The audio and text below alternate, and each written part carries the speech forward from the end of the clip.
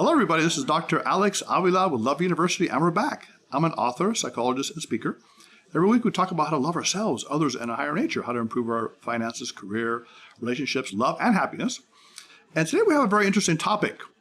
I call this self-love, how to love yourself, even if you don't feel like it. And we have a very interesting guest today, Mary England. Mary England calls herself uncustomary, I guess her pseudonym. She's a professional merriment maker who struggled with mental illness for over 20 years, poor body image, low self-esteem. And she has a degree in psychology. She worked with psychiatric centers. In her recent work, she has been doing blogging, coaching, and street art.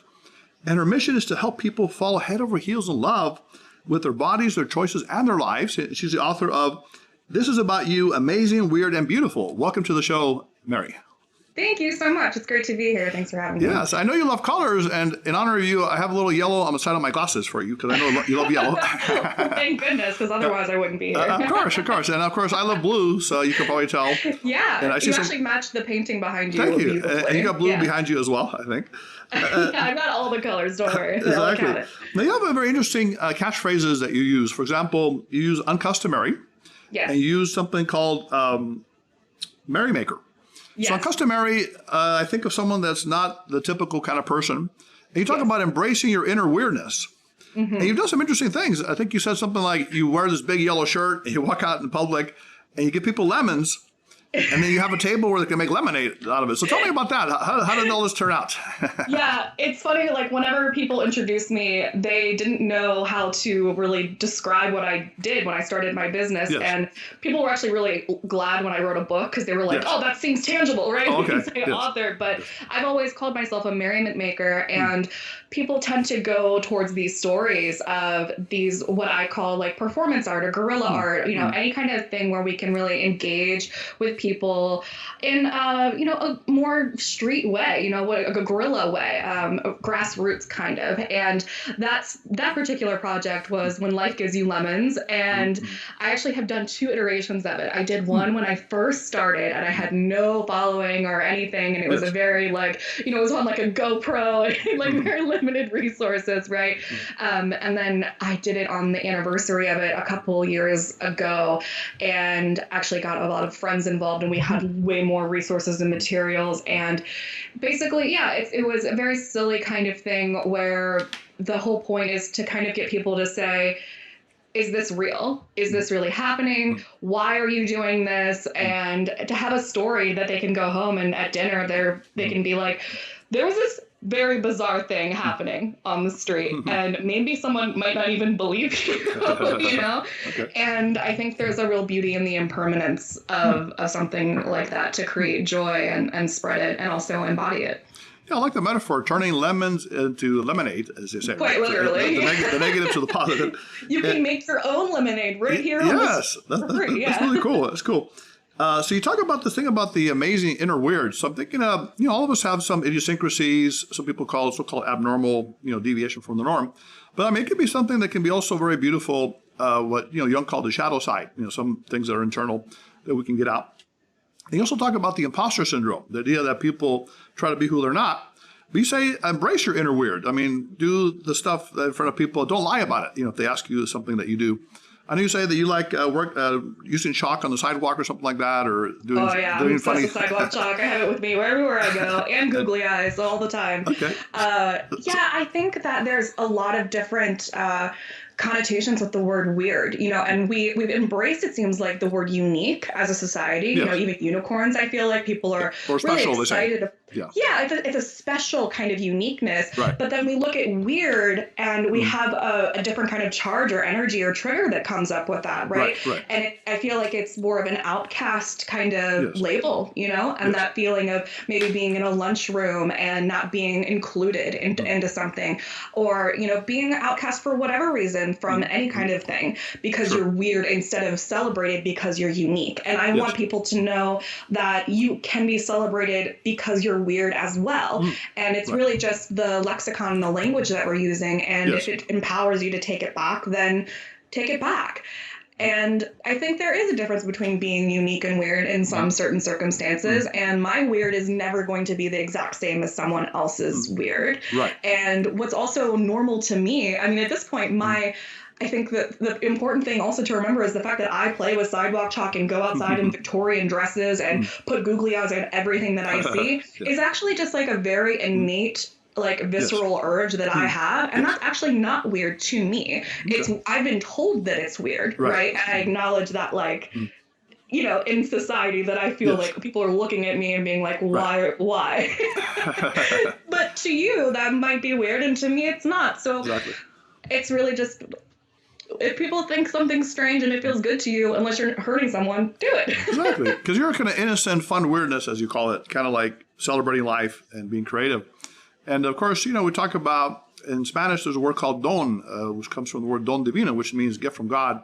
So, you know, we all have innate talents. Some of them are good at writing or teaching, caretaking, in your case, making merriment. But sometimes people have shame. You know, I think shame is a big issue. They feel bad about their personality. Maybe they're, you know, Myers-Briggs, we have the feeling personality. For example, a male feeler is sensitive, and he may not be appreciated as much, or a female thinker who's more logical and to the point.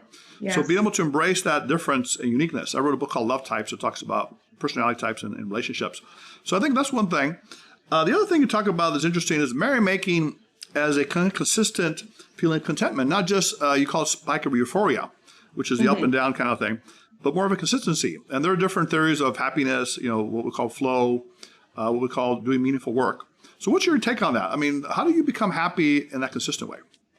So I don't think that when I say a consistent way, I don't mean that anyone is to ever be expected or it is even possible to be happy, joyful, content, or whatever word we even want to use with this every day, every moment, you know, in that regard.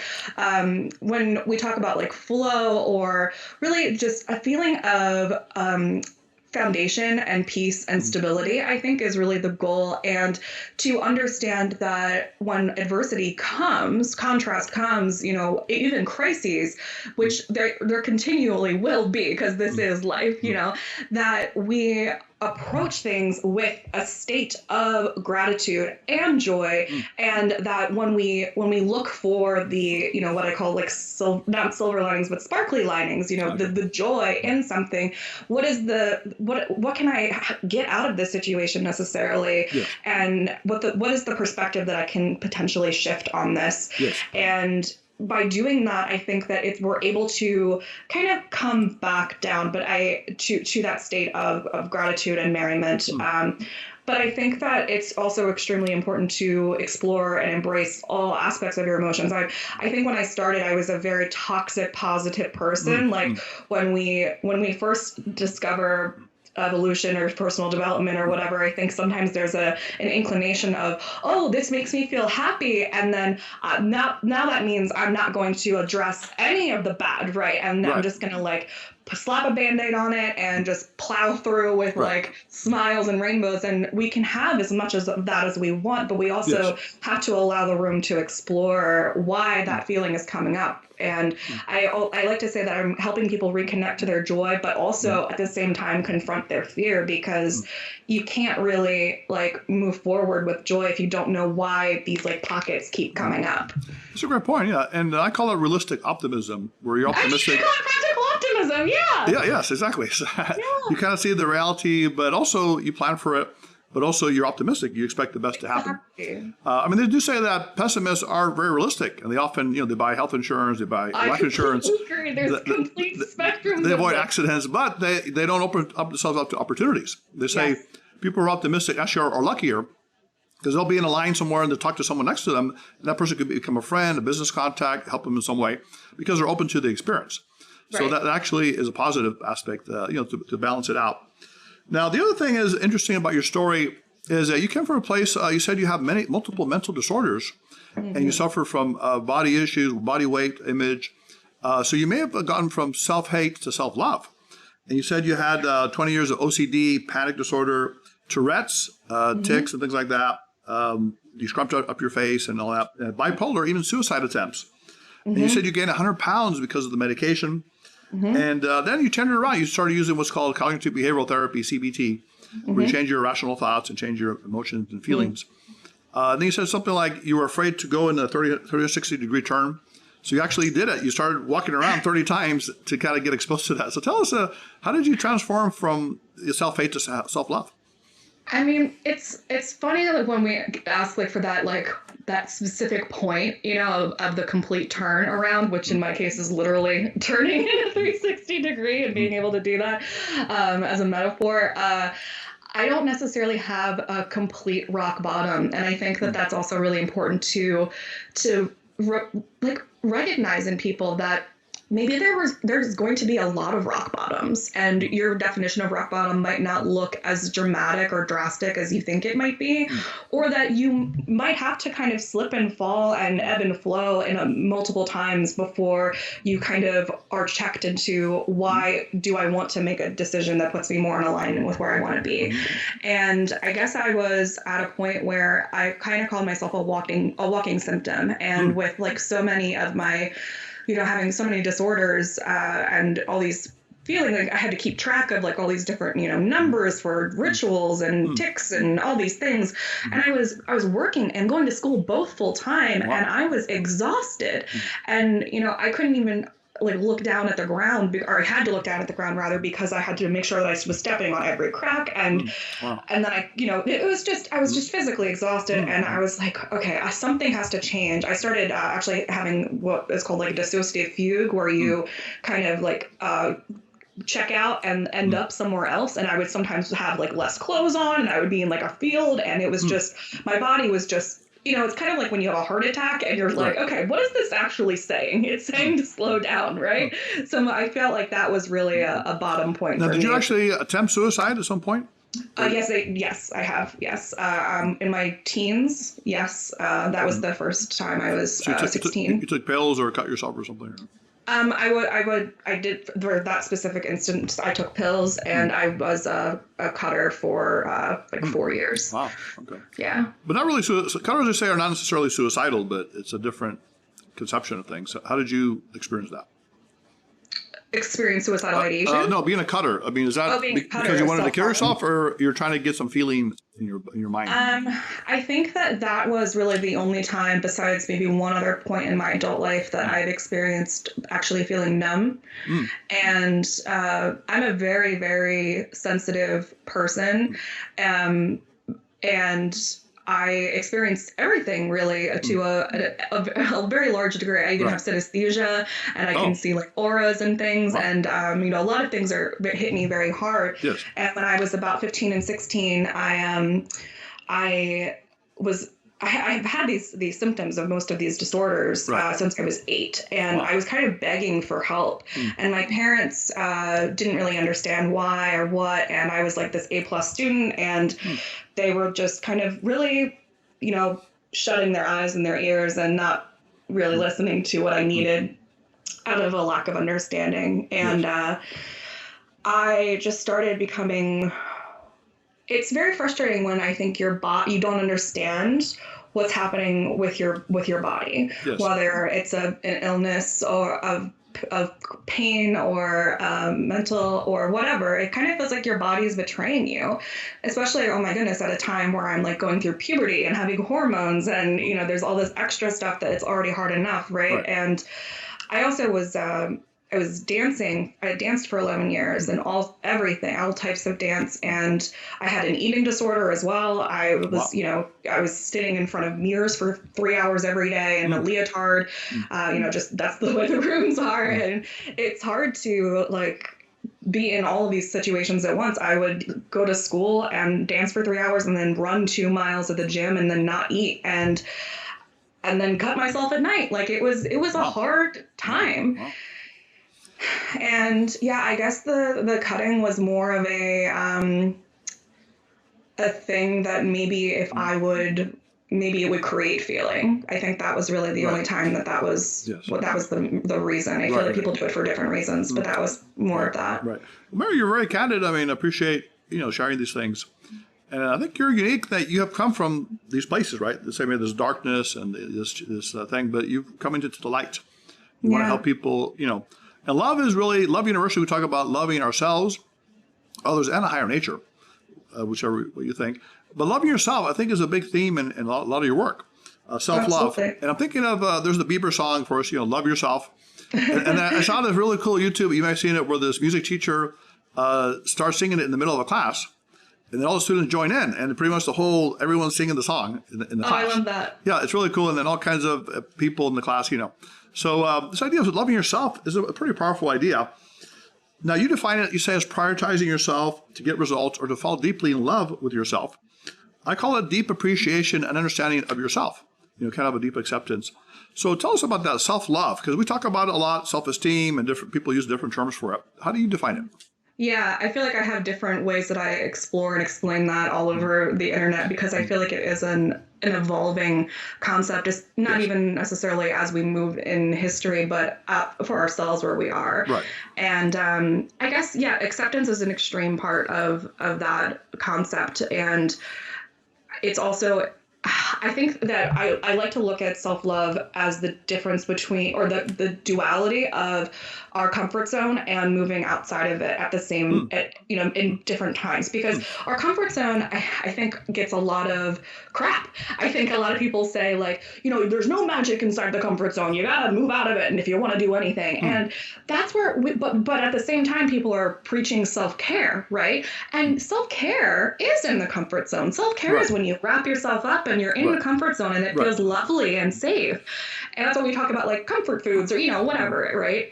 And I think it's really important to like have that rest and relaxation and restore in the comfort zone. And that is self-care, but you don't have growth or evolution or transformation unless you at least start dipping your toes out into the non-comfort zone area. And I think that's where we have this duality of the spectrum of the simultaneous acceptance of I love who I am and my choices and my body and my past, and forgive and accept and love deeply who I am right now, with the ability, possibility, and potential to evolve, change, improve, whatever you want to do on any level of your life. I like that, because sometimes people talk about the extreme that says, well, I'm not happy with myself, so I got to keep always changing, or I'll just stay the way I am. But you're saying you want to have a dichotomy where you can do a little bit of both.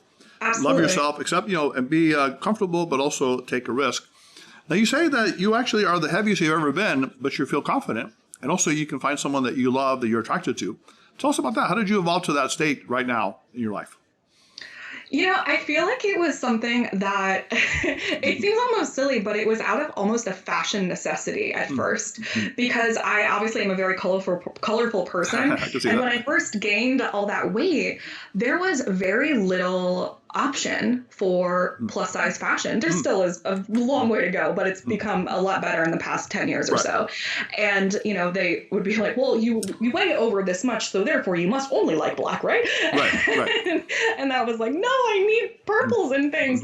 And I found this company that made like some tights that I was like, oh, these fit great. And they were a really great way to jazz up like any outfit. And I felt really comfortable in them. And that was kind of a beginning of me being able to still express myself, I think, while kind of morphing into this different body shape. And I basically had to decide, is this medication that I'm taking that's, really affecting me positively in terms of my mental health?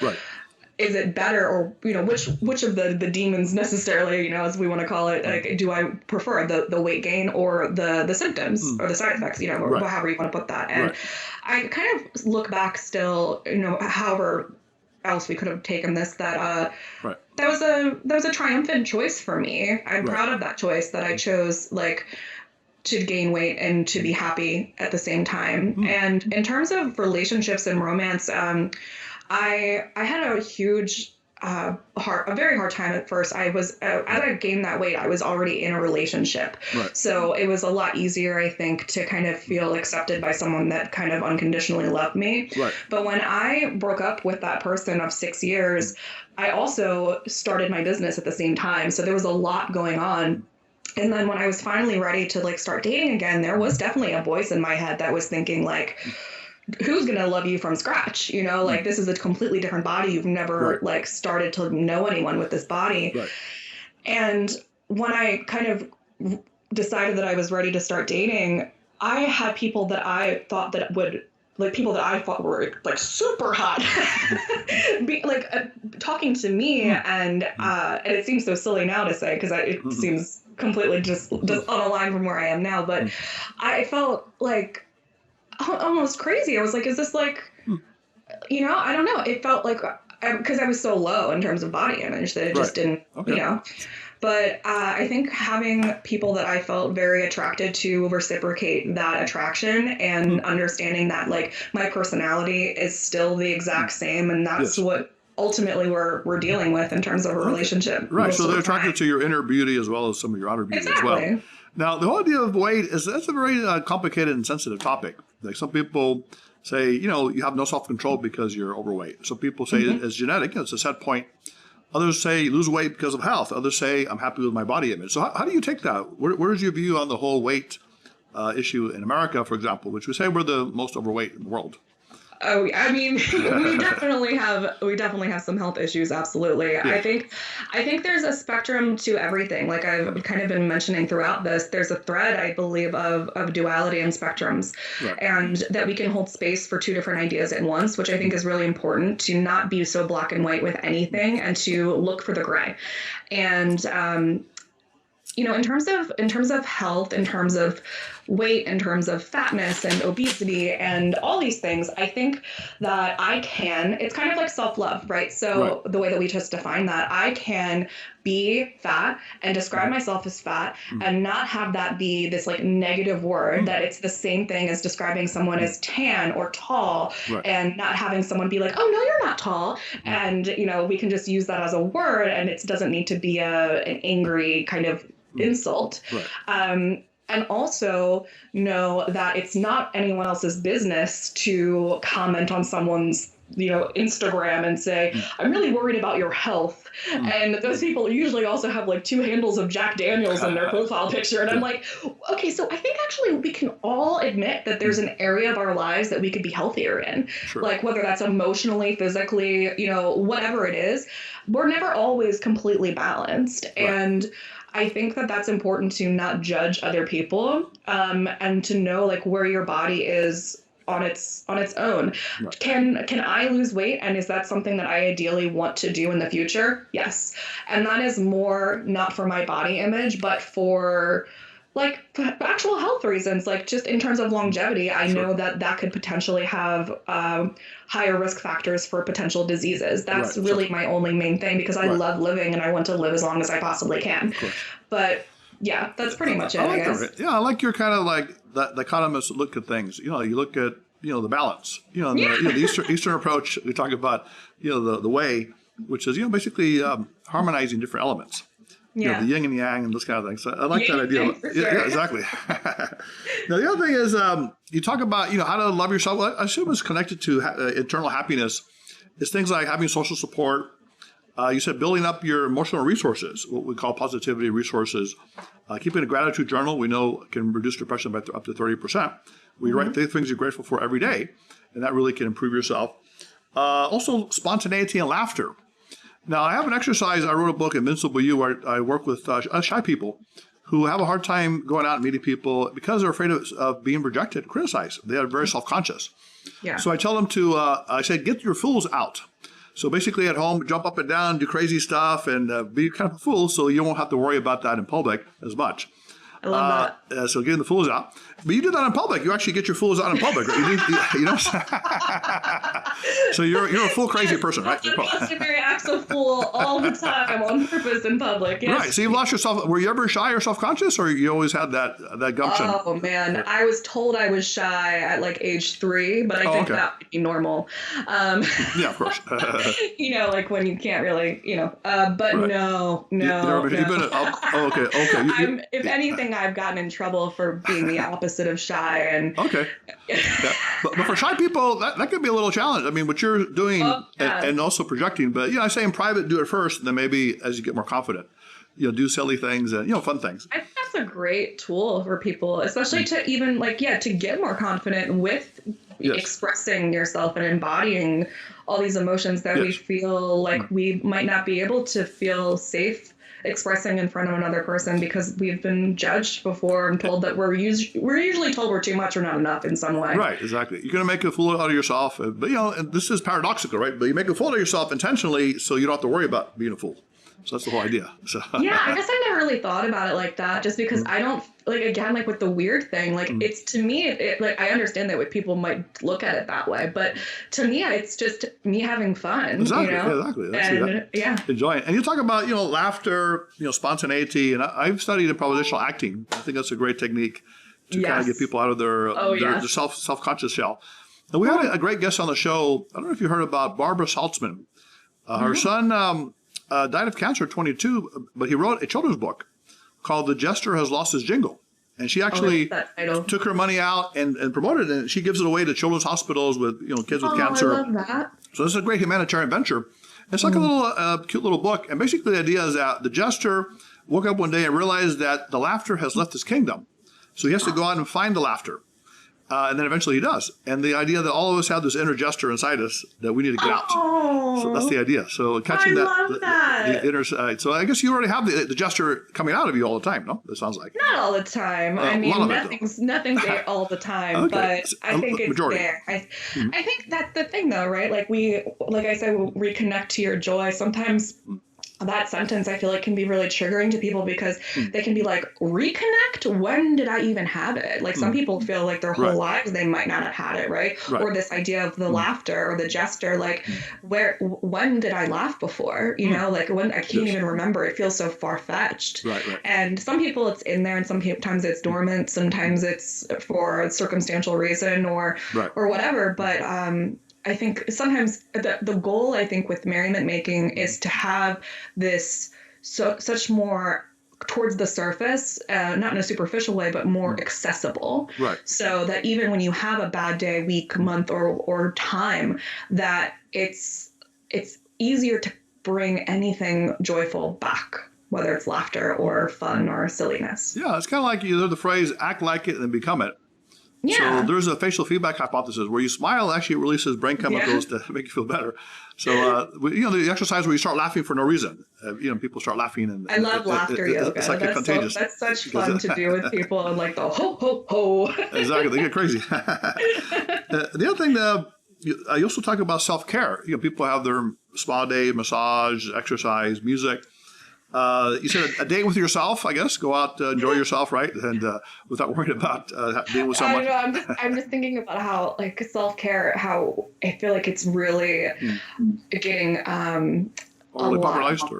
It's really evolving, I think. I think we're doing really well with the definitions and the ideas that come to our minds with self-care. Because I still stand by this solo date so much. I think it's so important, and not necessarily as an activity to check off a box, but that we're getting to know ourselves and not feeling like we have to spend time with other people, or that if we are alone that we are less than, or that you can just really do exactly what you want to do.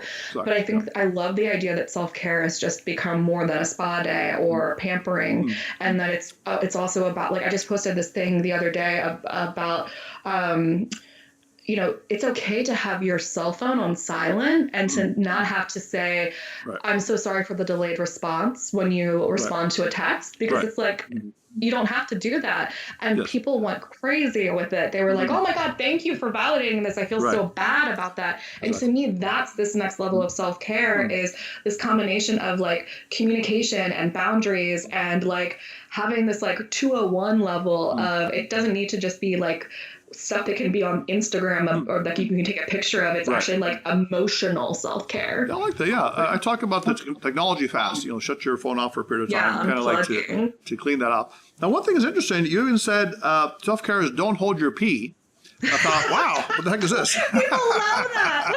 Is that were you in a car ride or something, or just in general, you got to use the bathroom? You know what? Actually, the origin of that was working at the psych rehab and getting there at 6:30 in the morning and then not getting able to pee until almost 1 because I was doing about 6 different jobs I see. for one thing. So is denying yourself for the bodily release, you're saying? Exactly. Yeah. And I think that I see this all the time with people, whether they're parents or they have a job or they simply are just prioritizing someone else's comfort over Right. their own.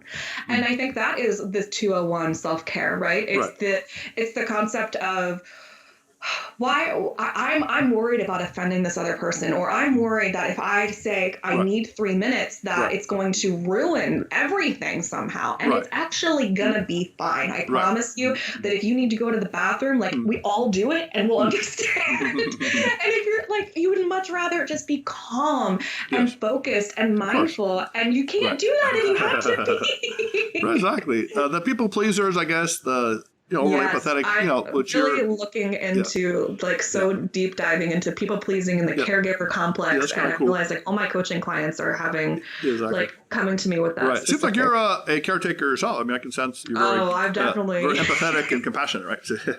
Yeah, I've definitely got the good parts, and I've got the shadow to still. Are you in the Myers-Briggs? Are you the INFP, perhaps? I'm actually, so I haven't taken it in a little bit. Yeah. I think that the last time I took it, I was an ENFP. Okay. And I actually think that I'm getting much closer to introvert if I'm not already. Energy. Yeah, that's possible. But I mean, I can sense the extrovert energy, but maybe you're more, going inwardly these days. I'm more of like the I always forget I always switch up the terms of ambivert and omnivert, but like in the middle of something like that. Yeah, because I'm as the older I get, the more time I really love by myself. Yeah. But I don't think, because the idea, I mean, obviously, of like getting your energy, where do you get your energy from? Sure. I actually think I get that more from recharging alone. Exactly. But I love interacting with people. Is your guy, is he opposite to you, or is he similar in your type? The personality? My boyfriend? Yes. Oh, he's much more of a flip. We're very much of a compliment. Yeah, he's very introverted. Yeah. Oh, introvert. Okay. Yeah. Now, you also talk about things like shutting up your inner critic, the CBT thing, the negative thoughts. Yes. Also, not being outwardly compared to compare yourself to others. Because in psychology, we have what's called upward comparison, where you compare yourself to people that are doing better, that you feel worse. Yeah. So the idea is to do inward comparison. Compare yourself to the way you were before, and you're growing as a human being, which takes away that negative feeling that you have. Also, one thing that you talk about is helping people. And I call it extending loving energy without expectation. So, serving the community, helping others is a great way to develop, other love, but also self-love. Because the more love you give externally, you will receive it internally. You feel, I have resources to give. But here's one thing that people may come up with. I'm sure they've asked you, when does self-love become what we call the so-called narcissist? Like, for example, selfish, it's all about me kind of idea. And now you like to talk about balance. So where's the balance in that, for example? So I don't have as much of a Zen yin yang answer for this one. Okay. I actually have a little more of a hard and fast answer with this one. So first of all, I had a lot of experiences with people who are narcissists and sociopaths by definition psychologically. Right. And, that we have to also acknowledge that like throwing around psychological jargon for neurodivergence is also sometimes not helpful, especially when it can lose the power. Right. However, in terms of this concept of what we're getting at here with what is it selfish essentially? Right. Is self-care selfish? Is self-love selfish? Yes. Now, I don't think that it is ever.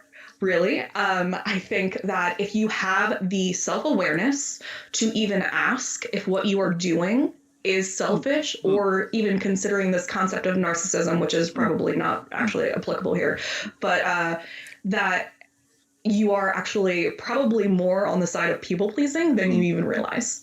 That if you actually were in a state of narcissism or being very selfish, you wouldn't actually have the self-awareness to have that thought process. Right. So most of the time when we're worried about if we're being selfish, it's actually because we're giving so much that we're pouring from our own cup, so to speak, so much deeper than we should be or could be and giving to other people. So I think that when we're questioning, oh my goodness, is this too much? It's because we've been told that we need to put other people first and prioritize their comfort and hold our pee in. Right. And it's not selfish to go pee. That's a good point. There you go. Well, I got to go pee right now. I'll be back now. Okay. So the caretakers and nurturers of the world probably need to take more care of themselves instead of worrying about if they're being selfish. Really Those kind of people. Now, Mary, the idea of overdiagnosis, sometimes people talk about that. You just mentioned you don't want to apply narcissism to general traits. Now, you said you have a bunch of disorders, but do you think you may have been overdiagnosed? I mean, is that possible at an early age even? No. You said you were shy at 3, but most people are shy at 3. So that's kind of overstating that, right? Wait, what was that? You said that they told you were shy at 3 years of age, but most kids are shy at 3. Yeah, well, that was mostly just me and being like, was I ever shy, or have I always been like this? And they were like, well, I think at 3 you kind of like didn't talk to everyone. Of course, that's not really shy. And then I was like, I think that might just be normal children behavior. But yeah, so I think actually I didn't really go to see any kind of clinician. That's a new word. Profession. I flipped it. You're getting your fools out right now. You're getting silly. Fools out. It's just silly words. Until I was 15. And I had those symptoms for 7 years so far. And even at that point, I actually think they underdiagnosed me in terms of treatment. And a lot of it had to do with me being a minor. And also the fact that I was cutting really put like a downward judgment, I think, on me as a consumer of mental health. And I actually have CPTSD, and I didn't even learn that until a year and a half ago. And that's actually been existing in 3 different parts. One of them starting at 8, one at 15, and one more recently. Can you define that for the audience? When you say, is that chronic PTSD, or what is it? CPTSD. So there's PTSD basically just means that the PTSD, because we're familiar with what post-traumatic stress disorder, and then that is referring to one specific instance. Right. So, if you had a sexual assault or an abuse or of some kind, that would be referred to that one. And then the C stands for complex. So that means that you've had more than one situation of trauma that is kind of like compound itself over time. Sure. So there's different ones to pick through, essentially. Okay. So, and that was existent at that point because both of those traumas had occurred, but no one was talking to me about it. Right. That being said, as much as I don't like to overuse jargon, lexicon, and to really use like neurodivergent labeling as little as possible, I do think that it's important to acknowledge that when I or anyone find the word for what you have not understood, whether it's been a week or 7 years, that it can feel like coming home. And, when I first found out that there was a word for OCD and Tourette's at different points, I felt so much more sane because I was like, it's not just me. I'm not crazy. Right. Okay. I still felt a little crazy, but I felt like there's an answer, which also I think labeling is really, to me, it's about finding more resources, education, and the ability to treat something. It's not about hiding behind that label now. It's not about me saying, I have OCD, so blah, blah, blah, blah, blah. Right. Although some people may do that, perhaps, in some circumstances. I think we're inclined to do that. The more labels we have, it's like, which is why I think anxiety and depression, a lot of people do have that, but it's like we're only talking about those two mental illnesses, and we're doing it in a very globalized term where it kind of starts to lose meaning when sometimes people actually mean stress and sadness. Exactly. Yeah, I think the idea of post-traumatic growth, I look at what I call the eggshell skull individual and the steel skull. So the eggshell skull gets weaker with trauma, but the steel skull gets stronger. Yeah. And they use things like optimism, gratitude, humor, and also compassion and self-forgiveness. Those are important traits to get to that point where, you can overcome and actually grow after a trauma and become, a better human being or, stronger and also help people. I think when you start to give back the loving energy, that's when you start to make a great growth. Now I know you are a coach, and I'd like to bring my producer in here. Reggie, can you come here? He's a good guy on the show. Reggie, say hi here to Mary. Oh, hi, Mary. Now, Reggie's an interesting case. He's actually autistic. He's highly functioning, and he's had issues with relationships over time, and trying to find the right woman. He's never really had a serious relationship. I've been talking to him about it, and we have actually a little contest where I would pay for your date if you find a nice gal. Now, he almost had it. He had a platonic date, but it didn't work out because Reggie's often in the friend zone as a friend, but he can't get beyond that. What's your advice to, first of all, tell him, Reggie, your situation? Okay, well, yeah, it's similar to what Dr. Avila just said. Like, I mean, I interact with girls, I've gone out on dates and stuff, but like, it doesn't go past that for whatever reason, like into a serious relationship. So, Okay, yeah. what's your advice to Reggie? Well, let me ask you, when you're on a date, or first of all, how are you meeting people? Like, are you using a dating app? Like, what is your modality for finding people in order to meet with them? Well, I'm kind of old-fashioned. I meet them through in person, like whether I'm out or whatever, and then what's it called? Say like I go to like no. Well, one of them like I did was matched through a friend or whatever. They introduced us. So yeah, but mostly through in person, Okay.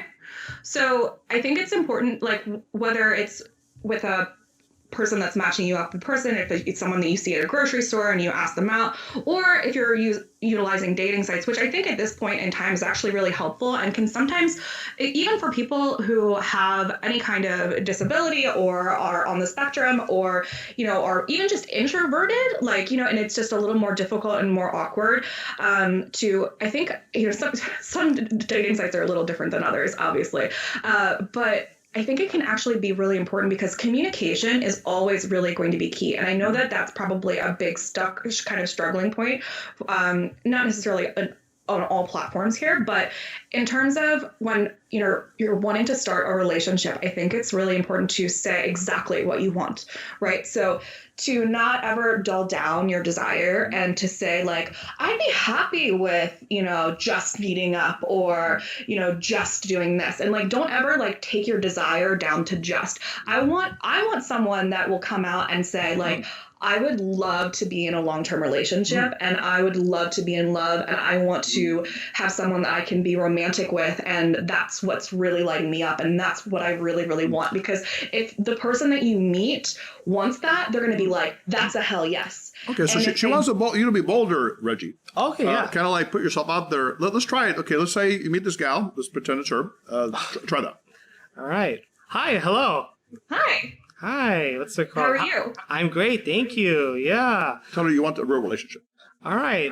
Well, what's it called? I don't mean to be forward, but I'm really I think you're a nice girl, and I would like to enter a relationship with you, a serious relationship. Okay. So is that too bold or is that okay?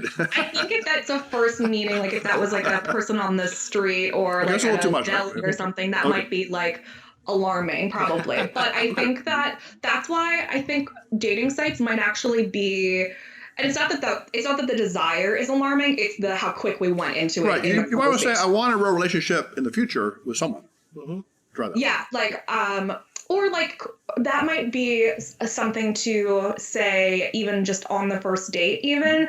I think it's just important to make sure that you say what you want in the future so that everybody's on the same page.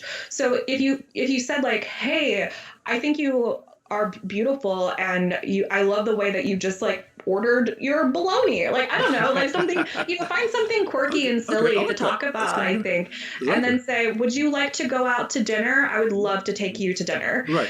And then when you get there, tell them what you want. There you go. Because he's in the friend zone, like he actually is their friend, but then they have boyfriends that, they're with.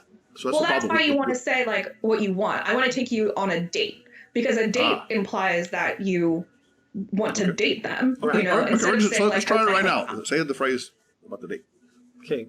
Hi. Well, you seem like a really nice girl, and I would like to take you out on a date. That sounds really good. When would you like to go? What? Reggie, got a date. Very nice. Okay, boyfriend's going to kill you, but it's okay. Yeah. All right. Thanks, Reggie, for the help, by the way. No problem. Thank you, Mary. Absolutely. Okay. Well, I like that. That was very good, Mary. So you really help him get his real nature out, I think is what you're trying to say, right? To express your inner weirdness or your inner nature, I guess you're saying. Yeah, that's what I respond to for sure. And I think we all actually want more of it.